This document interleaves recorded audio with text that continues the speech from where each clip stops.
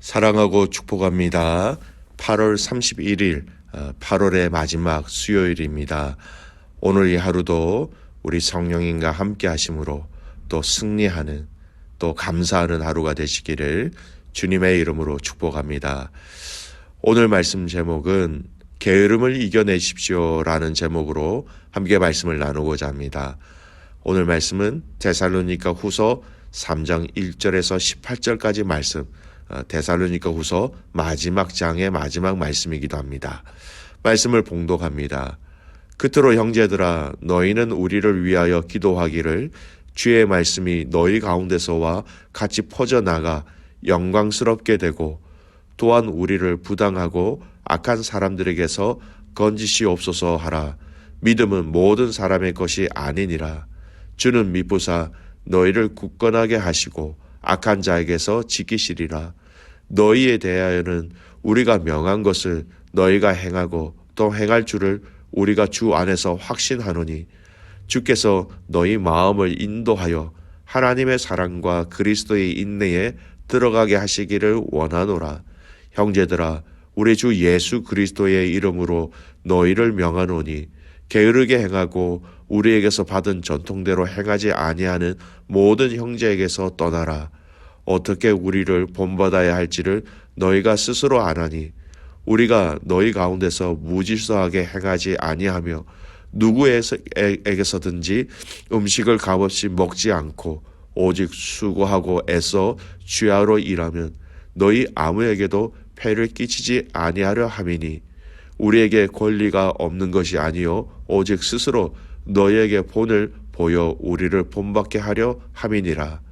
우리가 너희와 함께 있을 때에도 너희에게 명하기를 누구든지 일하기 싫어하거든 먹지도 말게 하라 하였더니, 우리가 들은즉 너희 가운데 게으르게 행하여 도무지 일하지 아니하고 일을 만들기만 하는 자들이 있다 하니, 이런 자들에게 우리가 명하고 주 예수 그리스도 안에서 권하기를 조용히 일하여 자기 양식을 먹으라 하노라. 형제들아, 너희는 선을 행하다가 낙심하지 말라. 누가 이 편지에 한 우리 말을 순종하지 아니하거든 그 사람을 침묵하여 사귀지 말고 그로 하여금 부끄럽게 하라. 그러나 원수와 같이 생각하지 말고 형제같이 권면하라.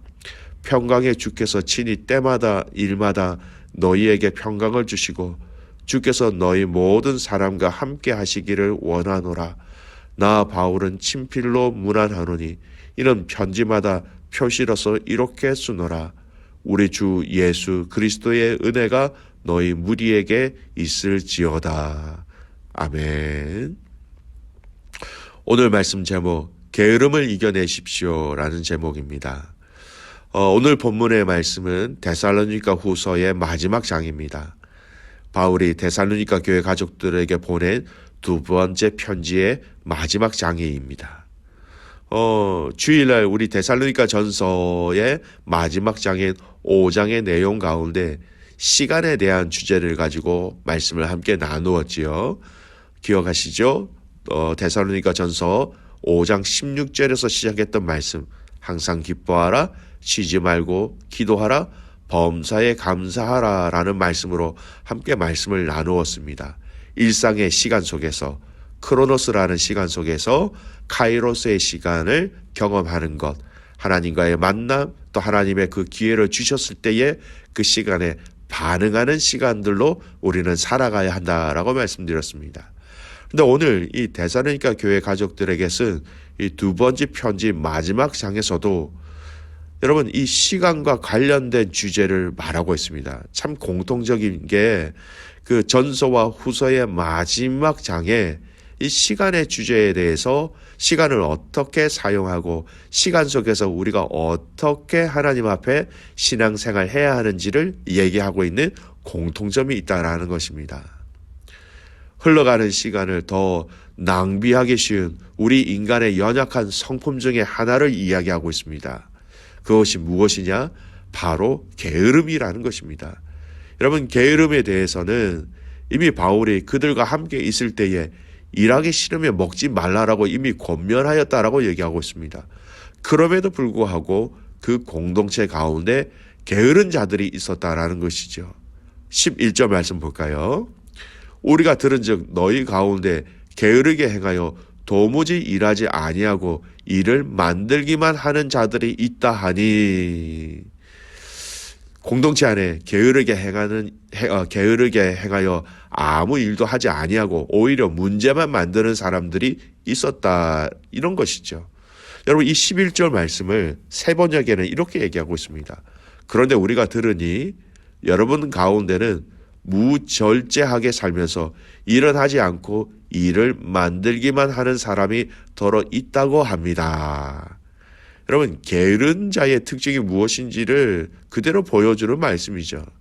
여러분, 게으르다, 이 말은 조금 전에 읽었던 이 11절의 새 번역의 관점에서 보면 게으르다라는 것은요, 절제하지 못하다, 즉 무절제함으로 나타난다라는 겁니다. 여러분, 게으른 자들의 삶의 특징을 보면요, 자기가 원하는 대로 살아갑니다. 먹고 싶으면 내 마음대로 먹고, 자고 싶으면 내 마음대로 자고, 일하고 싶으면 내 마음대로 일하고, 일하기 싫으면 내 마음대로 일하지 않는 것. 여러분, 게으른 삶의 특징이죠. 여러분, 이 내용을 새 번역에서 얘기하는 자신의 마음에 원하는 것, 그것을 절제하지 못한다라는 이 말로 번역하고 있다는 것이죠. 그렇습니다. 사람은 내가 하고 싶고 원하는 대로만 여러분 살아갈 수 없지요. 뭔가 내가 원하는 대로만 살아간다면 그 정상적인 삶은 되지 않습니다. 신앙생활 가운데 여러분, 이 게으름을 피지 아니하는 그 방법, 절제라는 이 부분이 얼마나 중요한지 오늘 이 말씀은 우리에게 얘기하고 있는 것이죠. 그래서 여러분, 신앙의 성숙의 과정을 얘기하고 있는 베드로후서의 말씀에 보면 이 절제에 대한 부분들을 이야기하고 있습니다. 베드로후서 1장 5절에서 8절까지 말씀 제가 읽을게요. 그러므로 너희가 더욱 힘써 너희 믿음의 덕의 지식을, 지식의 절제를, 절제의 인내를, 인내의 경건을, 경건의 형제 우애를, 형제 우애의 사랑을 더하라. 이런 것이 너희에게 있어 흡족한즉 너희로 우리 주 예수 그리스도를 알기에 게으르지 않고 열매 없는 자가 되지 않게 하려니와. 오늘 베드로후서 1장 5절에서 8절까지 말씀은 여러분, 절제 또 게으르지 아니한다는 이 의미가 두 번이나 반복되어져 있습니다. 믿음의 덕의 지식을, 지식의 절제를, 절제의 인내를, 인내의 경건을, 경건의 형제 우애를, 우애의 사랑을 더하라. 즉 신앙의 성숙과 성장 과정 속에 필요한 것 중에 하나가 절제가 있다는 것을 우리에게 보여줍니다. 내 몸의 육체가 원하는 것을 끊을 수 있는, 내가 원하는 것을 끊을 수 있는, 여러분, 그것이 바로 절제라는 것이죠. 베드로후서 조금 전에 읽었던 1장, 베드로후서 1장 그 8절에 보면 이렇게 얘기합니다. 이런 것이 너에게 있어 흡족한즉 너희로 우리 주 예수 그리스도를 알게 게으르지 않고 열매 없는 자가 되지 않게 하려니와. 결국 이 말씀은요, 게으르면 삶에 열매가 없다라는 것입니다. 절제하지 못하면 열매를 맺지 못한다라는 것이죠. 여러분, 성경에 게으름에 대한 구절들이 아주 자세하게 나와 있습니다.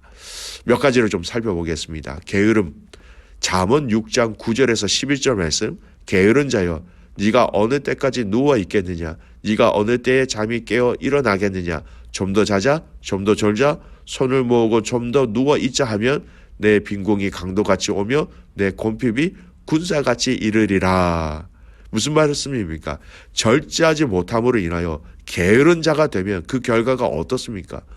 빈궁이 강도와 같이, 곰핍이 군사와 같이 갑자기 걷잡을 수 없는 어려움을 당하게 된다라는 것입니다. 여러분, 게으름은요, 알고도 당하게 된다라는 거예요. 이거 하면 내가 페일하는데, 이거 하면 이거 문제가 생기는데 알면서도 절제하지 못하면, 게으르면 그 문제가 현실이 된다라는 것입니다. 디도서 1장 8절 말씀입니다.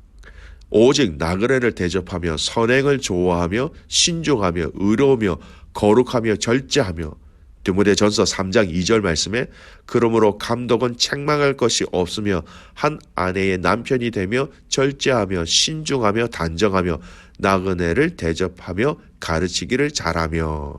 여러분 디도서 1장 8절 디모데전서 3장 2절 말씀은요, 교회에서 감독이라는 일꾼을 세우는 자격 중에 하나, 자질 중에 하나, 절제가 있어야 한다라고 얘기하고 있습니다. 절제하면 자신의 육체의 욕망을 잘 다스리는 자로 게으르지 아니한 자다. 그러한 자를 리더로 세우기에 필요하다. 리더로 세우기에 필요한 덕목 중에 하나가 바로 절제함이라는 것입니다.